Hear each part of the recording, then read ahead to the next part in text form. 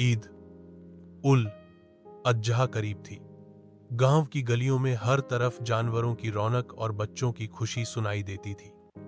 सभी अपने अपने जानवरों को नहलाते, सजाते और मोहब्बत से खिलाते थे।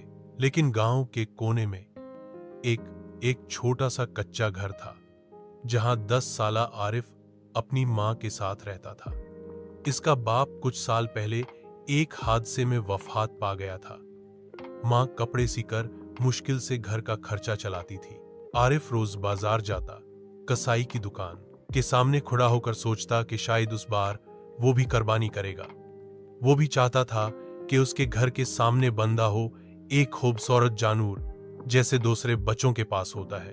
एक दिन वह मोहल्ले की मस्जिद के इमाम साहिब वह पास गया और बोला, मौलवी साहब, अगर किसी के पास पैसे नहीं हो तो क्या वह कुर्बानी नहीं कर सकता?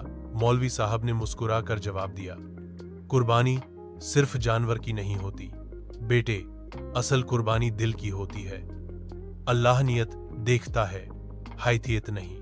आरिफ ने सिर हिलाया और अगले दिन वो अपने जमा किए हुए छोटे मोटे पैसों से गोश्त, चावल और कुछ फिल खरीद कर गांव के सबसे गरीब खानदान के दरवाजे पर रख आया। खुद वो दिन खाली पीठ गुजार बैठा।